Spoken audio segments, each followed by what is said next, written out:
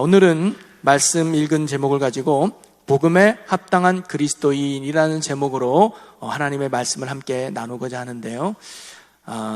바울은 신약 성경에 몇 권을 썼느냐? 13권을 기록하게 됩니다. 그 13권을 특별히 3권으로 나눠볼 수 있어요. 일반 서신이 있습니다. 복음을 전하고 어떤 말씀을 가르치기 위해서 전한 말씀이 있고, 또 하나는 옥중 서신이라고 있어요. 바울이 옥에 갇혔을 때 본인이 직접 교회에 가서 말씀을 가르치지 못하니까 글을 써서 그들에게 하나님의 말씀과 또 진리를 선포하고 가르치기 위해 전한 옥중 서신이 있습니다. 그리고 또 하나의 부류가 뭐냐면 목회 서신이라고 있어요. 본인의 영적 아들이자 후계자인 디모데와 디도에게 그들이 목회자로서 가져야 될 영적인 자세와 또 어떻게 해야 되는지에 대한 사역의 내용을 가르치기 위해서 기록한 것이 목회 서신이죠. 오늘 우리가 읽은 디도서는 바로 바울의 목회 서신의 하나입니다. 우리가 읽은 디도서는 그레데 섬에 목회자인 디도에게 보내는 바울의 목회 서신인데요. 바울이 믿음의 아르지자 사랑하는 동력자인 디도를 그레데 섬에 남겨두고 온 목적과 더불어서 그가 그곳에서 수행해야 될 사역에 대해서 기록하고 있는 것이 디도서의 말씀입니다. 디도가 목회하고 있는 그레데 교회는 어떤 곳이냐? 지중해에서 4번째로 큰 섬입니다. 소아시아와 유럽을 연결하는 문화와 교통의 요지가 바로 그레데 섬이었습니다. 물론 사람도 많았지요. 사람도 많고 왔다 갔다 하는 사람도 많다니 보니까 문제가 많은 도시이기도 했습니다. 도덕적으로 문란하고 또 그곳 주민들을 거짓말쟁이며 게으름장이라고 불릴 정도로 참 안 좋은 도시가 바로 그레데 섬이었습니다.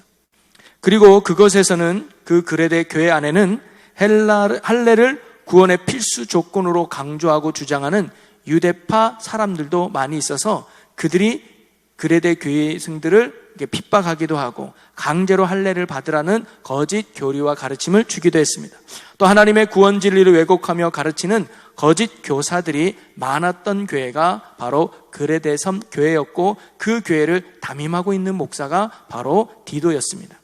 이에 바울은 이러한 열악한 환경에 목회하는 디도를 격려하고 거짓 교사를 청결하며 교회의 질서를 바로 세우기 위해서 권고하고자 본 서신을 기록하게 됩니다.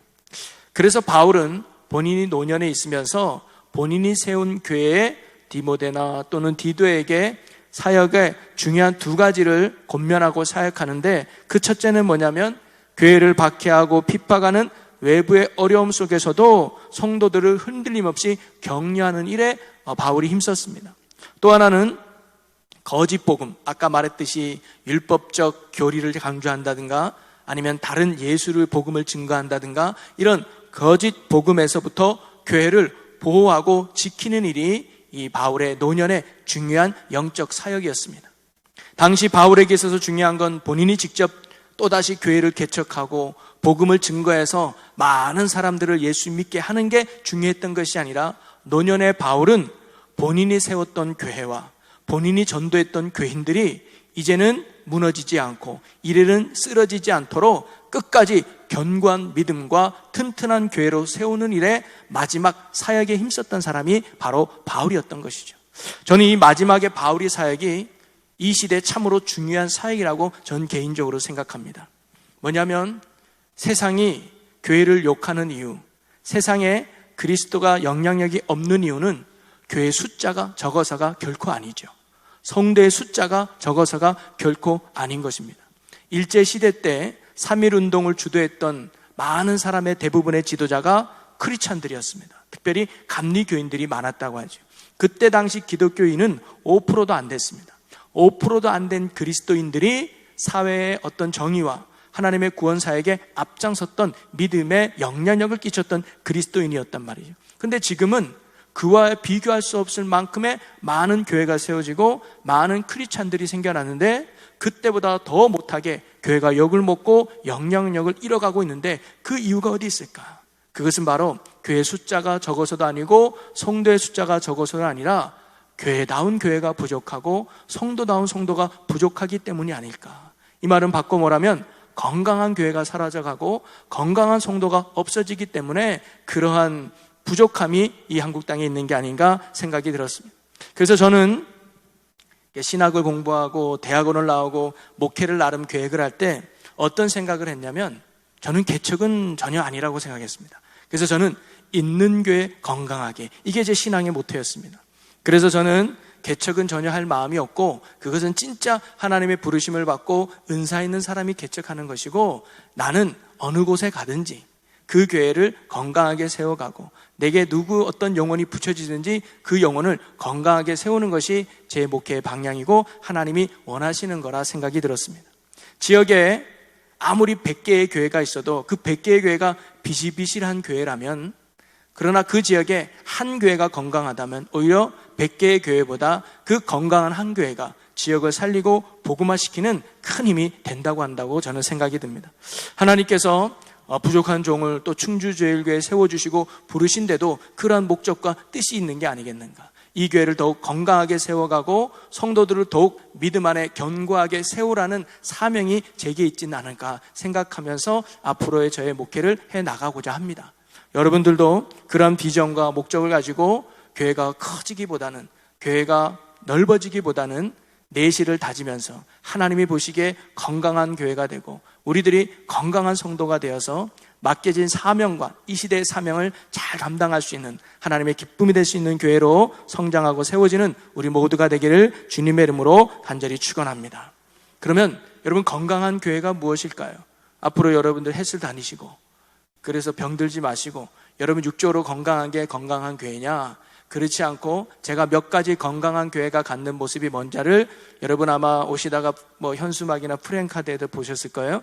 건강한 교회는 뭐냐? 한마디로 말씀과 기도로 거룩해지는 교회가 건강한 교회가 아니겠는가. 그 다음에 믿음의 역사가 있고 사랑의 수고가 있고 소망의 인내가 있는 교회가 건강한 교회가 아니겠는가. 그리고 하나님을 기쁘시게 하고 사람을 세우는 교회가 건강한 교회가 아니겠는가. 그런 믿음의 비전을 갖고 이제 주어지는 말씀마다, 주어지는 시간마다 그런 비전과 말씀을 나누면서 저와 여러분이 함께 건강한 교회로 만들어 가고자 합니다. 그런 비전을 여러분도 마음에 품으시고 내 영혼이 건강함에 있어서 우리 교회가 더 건강해질 수 있도록 기도해 주시고 힘쓰는 저와 여러분 모두가 되시기를 주님의 이름으로 간절히 축원합니다. 그리고 저는 오늘 바울의 이 가르침 속에서도 건강한 교회의 모습을 발견할 수가 있어요.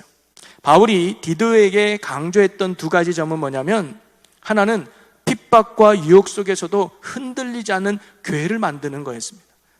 어떤 핍박이 와도 어떤 박해가 와도 믿음을 잃어버리지 않고 어떤 유혹이 와도 믿음의 자리를 떠나지 않는 바로 그러한 복음과 진리 위에 굳게 선 교회가 건강한 교회라고 하는 것이죠.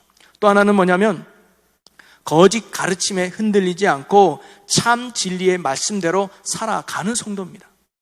살아내는 성도입니다. 즉 믿음과 삶이 일치가 되는 것이 바로 건강한 교회요, 건강한 성도의 모습이라는 것이죠.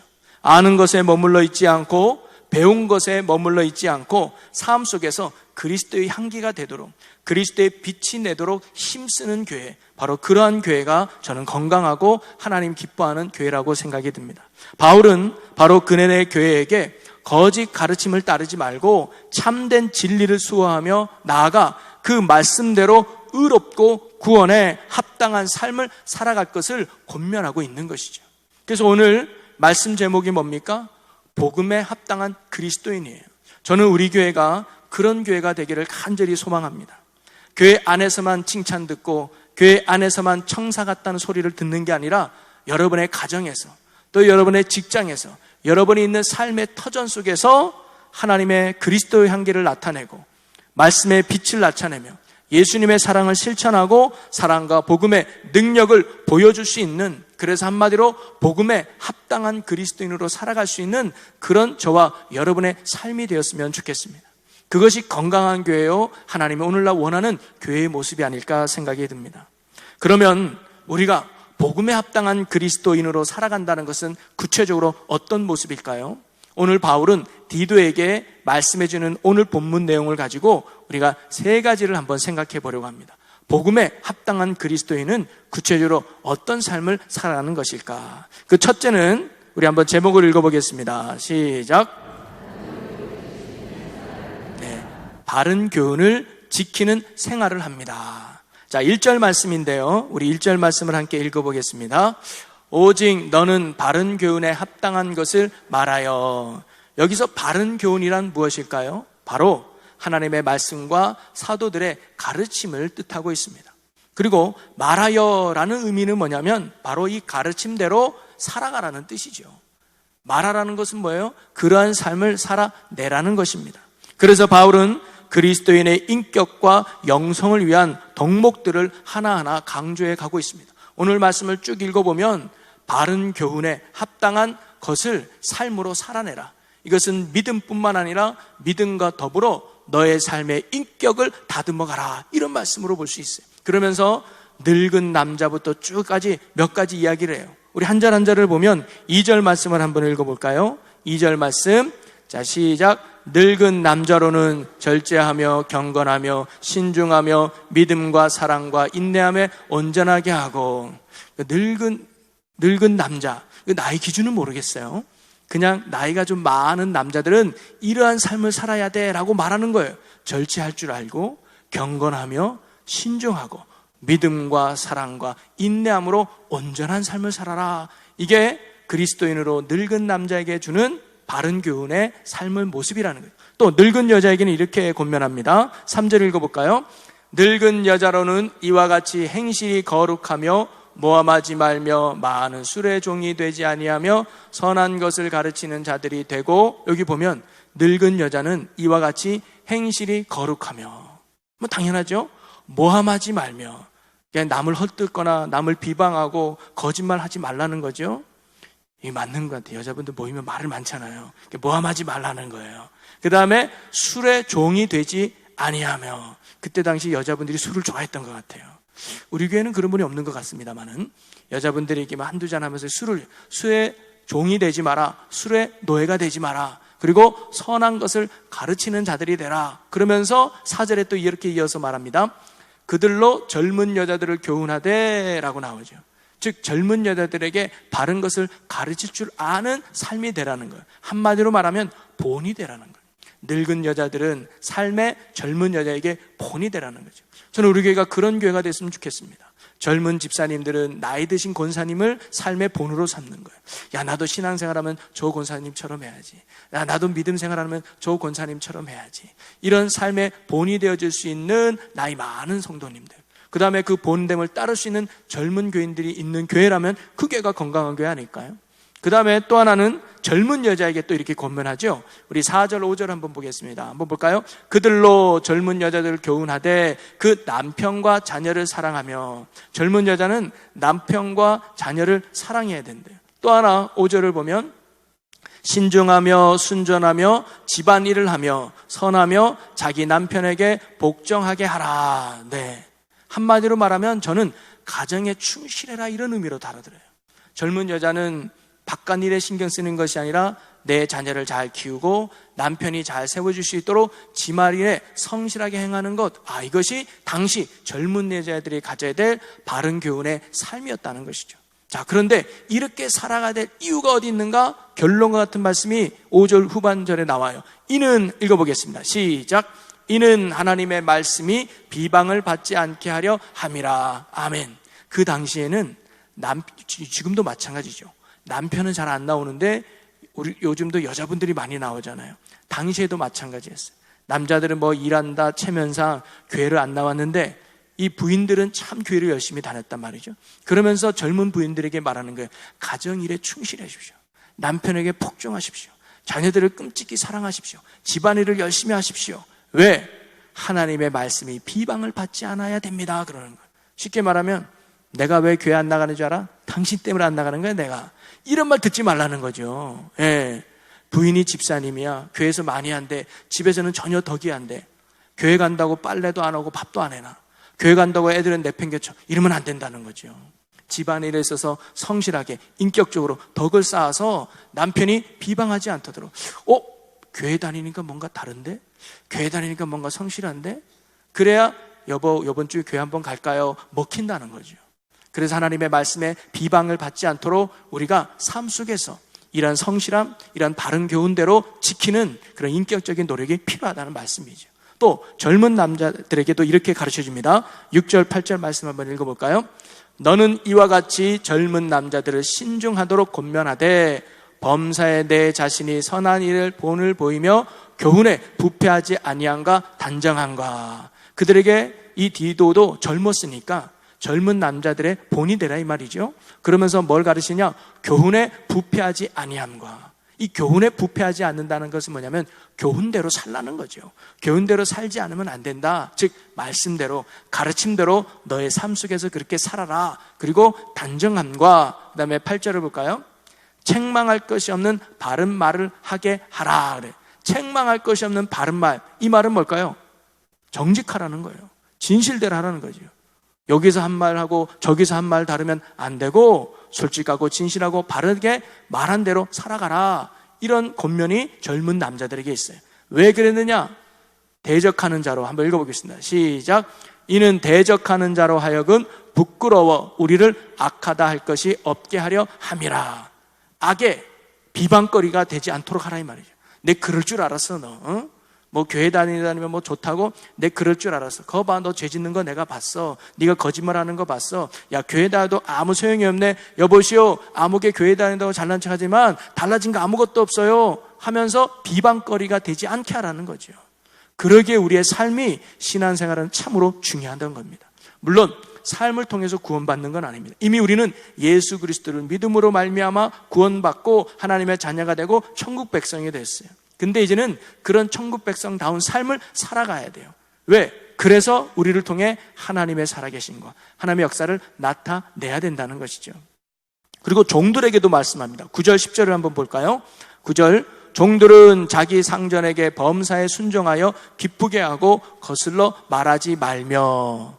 상전들에게 모든 일에 순종해라는 거예요. 내가 싫은 일을 시켜도, 내가 힘든 일을 시켜도 뭐예요? 기쁘게 하라는 거예요. 거슬리지 말래요. 또 10절에 보면 훔치지 말고 오히려 모든 참된 신실성을 나타내게 하라. 좋은 물건이 있다고 주인 안 본다고 슬쩍 해가지고 말이지 그런 행동하지 말라는 거예요. 그리고 신실성을 나타내라는 거예요. 주인이 보든 안 보든 열심히 하고 주인이 보든 안 보든 믿음을 줄 수 있는 삶을 살아가라 라고 종들에게 말하고 있는 거예요. 왜냐? 이는 나오죠. 함께 읽어봅니다. 시작. 이는 범사에 우리 구주 하나님의 교훈을 빛나게 하려 함이라. 그 당시에도요, 주인들은 교회 잘 안 나왔어요. 교만해가지고. 뭐예요? 연약하고 힘든 종들이 교회 많이 나왔어요. 지금도 마찬가지잖아요. 그러니까 종들이 많았어요. 그러면 그 종들에게 말하기를 주인 밑에서 기쁘게 성실하게 감당해라. 그래서 주인이 보든 안 보든 믿을 만한 그런 성실함을 보여라. 왜냐? 범사에 우리 구주 하나님의 교훈을 빛나게 하려 함이라. 뭐예요? 하나님의 영광을 드러내라는 거죠. 똑같이 야, 아무개 너를 보니까 교회 다니고 달라졌어. 교회 안 다니는 사람들은 적당히 일하는데, 교회 안 다니는 사람은 적당히 불법을 행하는데, 자기 것이 아니면 주머니에 몇 개 넣어가지고 하는데, 당신은 교회 다닌다는 이유로, 예수 믿는다는 이유로 참 정직해, 참 바르게 살아. 당신을 보니까 하나님은 좋은 분 같아.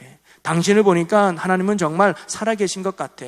이러면서 하나님의 교훈을 빛나게 하는 뭐예요? 영광의 통로로, 축복의 통로로 쓰임 받기 위해서 우리가 거룩하고 신실하게 살아야겠다라고 말씀이 가르쳐주고 있는 것입니다. 이처럼 복음에 합당한 삶은 바로 믿음과 더불어 인격이 바르게 성장되는 삶입니다. 교회에서의 믿음과 삶 속에서의 내용이 일치되는 것, 그것이 바로 복음에 합당한 성도의 모습이요, 그런 교회가 건강한 교회고 복된 성도의 모습인 줄로 믿습니다.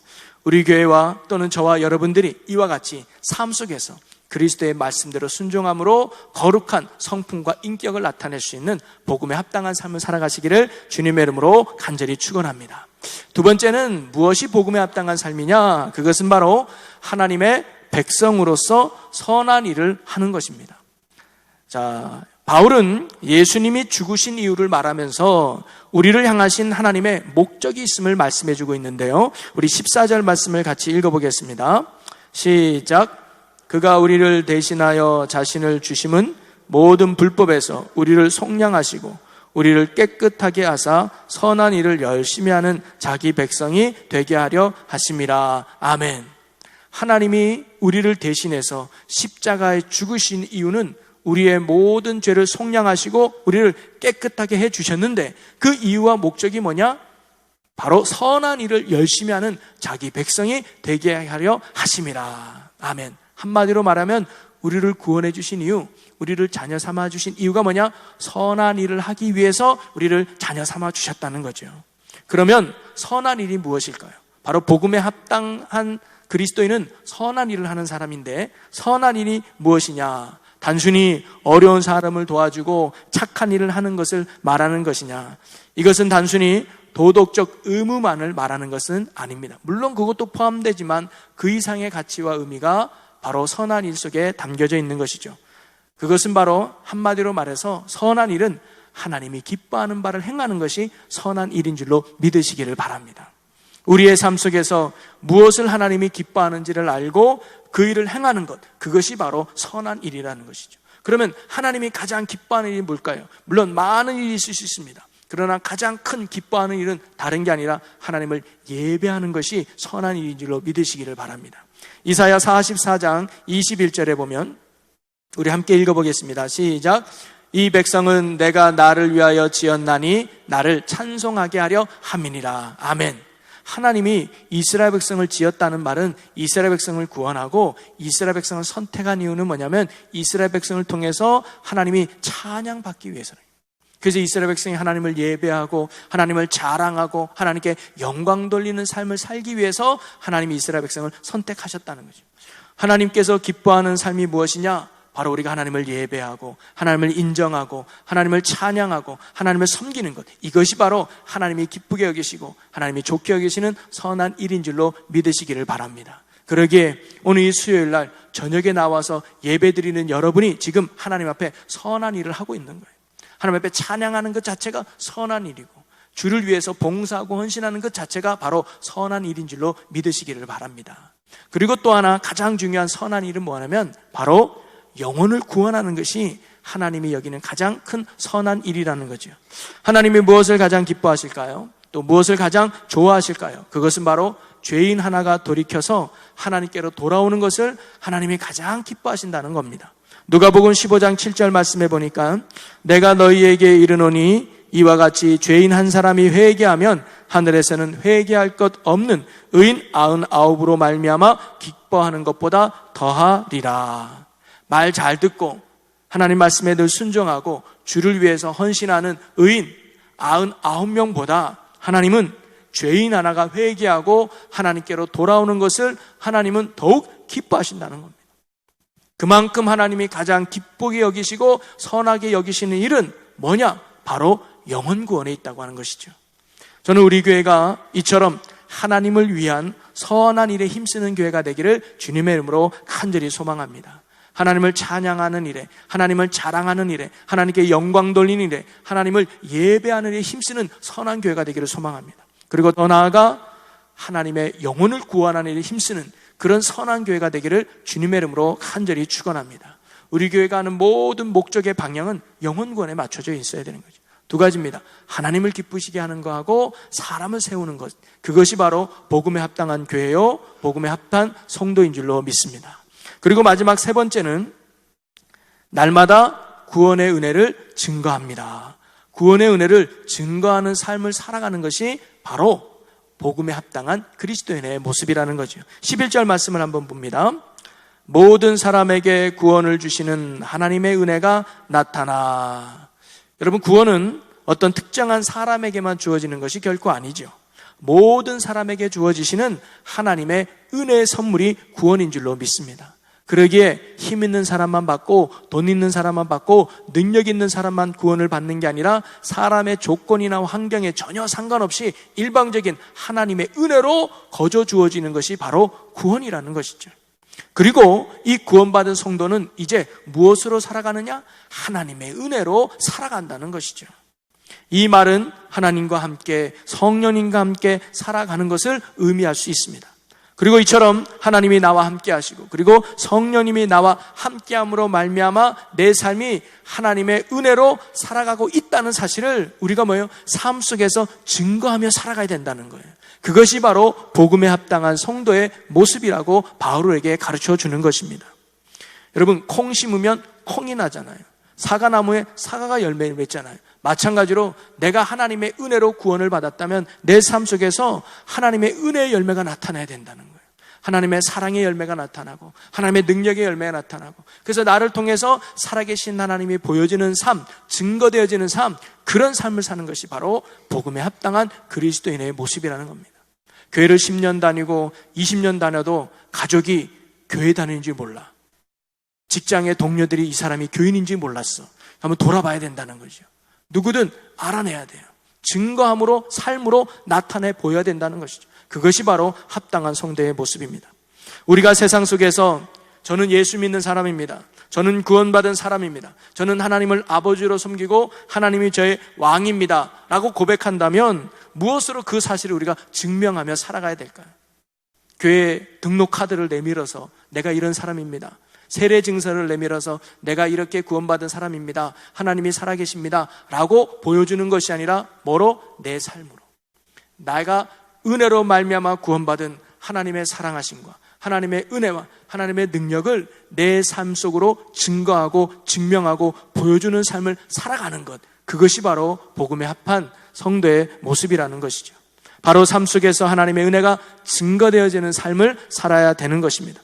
그러면서 바울은 이렇게 은혜가 증거되어지는 삶이 구체적으로 어떤 삶인지를 오늘 말씀 속에서 우리에게 가르쳐 주는데요, 12절과 13절의 말씀입니다. 우리 한번 같이 읽어보겠습니다. 우리를 양육하시되 경건하지 않은 것과 이 세상 정욕을 다 버리고 신중함과 의로움과 경건함으로 이 세상에 살고 복스러운 소망과 우리의 크신 하나님 구주 예수 그리스도의 영광이 나타내심을 기다리게 하셨으니. 아멘. 하나님의 은혜로 말미암아 우리가 양육되어진다고 그랬어요. 12절에 그렇죠? 우리를 양육하시되, 하나님이 은혜로 우리를 만들어 가시는 거예요. 우리를 다듬어 가시는 거예요. 우리를 세워 가시는 거예요. 그러면서 우리에게 어떤 삶의 변화를 만들어 가시느냐, 세 가지를 이야기하고 있어요. 첫째는 뭐냐면 세상 정욕을 버리게 하는 거예요. 12절에 그러죠? 세상 정욕을 다 버리고, 이 말은 뭐냐면 죄를 멀리하게 만들어 준다는 거예요. 옳지 않은 일에 대해서는 이제 내가 깨끗이 정리할 수 있는 힘과 용기가 생기는 거예요. 하나님이 옳게 여기지 않는다, 하나님이 기뻐하지 않는다, 그러면 과감하게 포기하고 버릴 수 있는 그런 결단과 용기가 바로 은혜로 사는 사람, 성령으로 함께하는 사람이 그런 삶의 모습이 나타난다는 거죠. 그 두 번째는 뭐냐면 신중함과 의령과 경건함을 추구한다는 거예요. 이제는 하나님이 무엇을 기뻐하는가, 하나님의 선하시고 기뻐하시고 온전한 뜻이 무엇인지를 알고 그 뜻을 추구하려고 하는 내 마음의 불탐이 있다는 거예요. 그게 은혜로 사는 사람, 성령 충만한 성도의 모습이라는 거죠. 그리고 마지막 세 번째는 뭐냐면 바로 천국에 대한 소망으로 살아간다는 겁니다.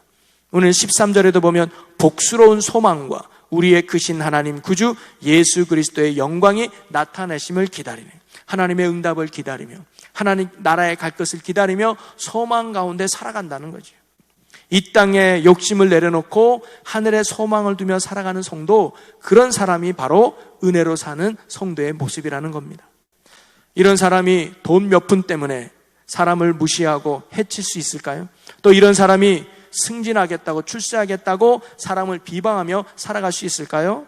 좀 손해본다 할지라도, 좀 뒤처진다 할지라도 그런 거에 상관하지 않을 겁니다. 그의 삶의 목적은 이 땅에 잘 되는 것이 아니라 하나님께 인정받고 하나님 나라에서 기쁨이 되는 것이 바로 하늘의 소망으로 사는 성도의 모습이기 때문입니다. 1800년도 말에 한국에 와서 3대째 선교사 활동을 하다가 이제 손자죠, 할아버지, 아버지, 자기 때까지 선교 활동하다가 이제 더 이상 한국교회가 어느 정도 잘 안정이 돼서 모든 선교 사역을 마치고 본국으로 돌아가는 선교사님의 인터뷰가 한 번 있었습니다. 그러면서 그분이 이런 말을 했어요. 한국교회가 짧은 시간 내에 정말로 하나님의 큰 은혜를 받아서 큰 부흥을 이루게 된 것은 저로서는 참 기쁨이고 영광입니다 라고 하면서, 하지만 제가 떠나는 마당에 한국교회에 아픈 마음이 하나 있습니다 그러는 거예요. 그게 뭐냐 물어보니 바로 한국교회는 천국에 대한 소망을 잃어버린 것 같습니다 그랬다는 거예요. 이 말은 뭐냐면 예수 믿으려고 많이 모여요. 예수 믿으려고 열심히 해요. 예수님 앞에 열심히 봉사하고 헌신하고 노력해요. 예배도 잘 드려요. 새벽 기도도 뜨거워요. 그런데 이 모든 신앙의 목적이 하나님 나라에 있는 것이 아니라 이 땅에 잘 먹고 잘 살고로만 하는 모습이 이 선교사 눈에는 아프고 안타깝게 보였던 것이죠. 옛날에 초대교회에 그 남편의 폭행, 그 다음에 뭘 해도 소망이 없는 그 그리스도인들은 뭐 하나 믿고 예수를 믿었느냐? 천국의 소망 하나로 예수 믿었다는 것이죠. 내가 지금 비록 뭘 봐도 소망이 없지만, 남편을 봐도 소망이 없고, 내 모습을 봐도 소망이 없고, 한국 땅을 봐도 소망이 없지만, 예수 믿는 자에게 천국이 소망이 있다. 예수 믿는 자에게 천국이 보장되어 있다. 그거 하나만으로 뭐예요? 만족하고, 그거 하나만으로 기뻐했던 게 바로 우리 한국교회, 초대교회 성도들의 모습이었을 겁니다. 그래서 집에 가서 여전히 변하지 않는 남편을 봐도 소망이 있었을 거예요. 왜? 저 높은 곳을 향하여 하늘나라에 대한 소망이 있었기 때문이죠. 그런데 오늘날 정말 까놓고 보면 우리가 예수를 믿는 목적이 하늘나라에 있는가? 아니면 이 땅에서 잘 먹고 잘 살고 평안을 누리기 위해서 우리가 예수 믿는가? 돌아보는 이 밤이 되었으면 좋겠습니다. 복음에 합당한 성도, 그리고 하나님의 은혜로 살아가는 성도, 그래서 내 안에 성령이 역사하고 내 안에 하나님의 함께함을 보여주는 산 증인으로 사는 성도의 삶은 어때야 될까요? 이 땅의 목적을 두며 바둥바둥 사는 것이 아니라 하나님 나라의 목적을 두며 어느 정도 손해보더라도, 어느 정도 뒤처진다 할지라도 여유를 부리며 남을 먼저 생각할 줄 아는 성도가, 그것이 바로 은혜를 증거하는 성도의 삶이 아닐까요? 그래서 저는 이런 생각을 한번 해본 적이 있습니다. 지금은 그런 건 아니고요, 제가 나중에 교회를 하나님께서 하나 허락하시면 그 교회 이름을 바보교회라고 줘야 되겠다. 바보교회. 교회 이름을 바보교회라고 해요. 왜 바보교회냐? 이 세상에 바보처럼 살아가는 거예요. 사업을 해도 그렇게 사업하면 망할 텐데, 그렇게 장사할 때는 망할 텐데, 그렇게 해서는 손해볼 텐데, 너 참 바보 같구나. 우리 그리스도는 그렇게 살아야 된다는 거예요. 좀 손해봐도 정직하게, 또 손해봐도 뒤처지다 할지라도 하나님 앞에 사랑을 실천하며 그렇게 바보처럼 사는 성도, 바보 같은 교회가 정말 하나님이 기뻐하는 교회가 아닐까 생각이 들었어요. 그것이 바로 천국의 소망을 두면서 이 땅의 것은 좀 잃어버려도, 이 땅의 것은 좀 얻지 못한다 할지라도 하나님이 기뻐하는 것을 베풀 줄 아는 그런 성도, 그런 교회가 정말 하나님이 기뻐하는 교회라고 생각이 듭니다. 복음에 합당한 그리스도인은 이 땅에 살고 있지만 이 땅의 목적을 두며 사는 삶이 아니고 하늘의 소망을 두며 사는 성도인 줄로 믿습니다. 그래서 이들은 세상에서 손해보는 것을 두려워하지 않을 겁니다. 그리고 세상에 뒤처지는 것을 두려워하지 않을 겁니다. 오히려 하나님 앞에 잊혀지는 것을 더욱 두려워하며 살아갈 것입니다. 우리가 이러한 복음에 합당한 성도, 복음에 합당한 교회가 되기를 주님의 이름으로 간절히 축원합니다. 사도 바울은 디도에게 그리스도인은 모든 면에서 본을 보여야 한다고 권면해주고 있습니다. 그리고 우리가 본을 보여야 할 대상은 특정한 누군가가 아니라 모든 사람이어야 된다고 또 가르쳐주고 있습니다. 세상 사람들도 그리스도인은 자신들과는 다른 인격과 삶으로 덕을 세워야 한다고 생각하고 있습니다. 바깥이, 즉 예수 믿지 않는 사람이 우리를 그렇게 생각하고 있다는 거죠. 하나님을 믿는 사람이라면, 예수님을 믿는 사람이라면 인격적으로 더 나아야지, 덕스러워야지, 뭔가 좀 더 좋은 모습을 보여야 되지 않을까라고 세상이 우리에게 기도하고 있다는 것이죠. 그래서 욕도 하는 거 아닙니까? 만약에 우리가 세상 사람과 똑같이 살면 세상 우리에게 욕할 필요가 없어요. 원래 저런 사람들이니까, 원래 저렇게 사는 거니까 욕도 안 했을 거예요. 근데 우리에게 욕하는 이유가 뭐예요? 그런 기대가 있다는 거죠. 하나님 믿는 사람은 뭔가 다를 텐데, 예수 믿는 사람은 뭔가 달라야 될 텐데, 이런 기대감이 아직도 세상에 있기 때문에 우리가 욕도 먹을 수 있는 거 아니겠습니까? 그러기에 우리가 이 세상 속에서 살아감에 있어서 교회 안에서만 그리스도인답게 살아가는 것이 아니라 정말 복음에, 즉 구원에 합당한 성도의 삶은 바깥에서, 우리 가정 속에서, 또 직장 속에서, 삶의 터전소에서 내가 알고 있는 하나님의 말씀을 삶으로 실천하며 그리고 삶으로 나타내는 이러한 모습으로 살아가는 것이 바로 복음에 합당한 성도의 삶인 줄로 믿습니다. 그러기에 나에게 맞는 신앙과 인격을 날마다 갖출 수 있도록 늘 기도하며 살아갈 수 있는 우리가 되면 좋겠습니다. 또 하나님의 백성으로서 선한 일을 할 수 있는 믿음의 성도가 되었으면 좋겠습니다. 날마다 성령의 은혜와 능력을 삶 속에서 증거하며 살아갈 수 있는 그런 복음의 삶을 살아갈 수 있는 우리가 되었으면 좋겠습니다. 그래서 우리 교회와 모든 성도들이 복음에 합당한 삶을 통해서 하나님의 기쁨이 되고 자랑이 되고 영광이 될 수 있는 건강한 교회와 모든 성도들이 되시기를 주님의 이름으로 간절히 축원합니다. 우리 기도하겠습니다.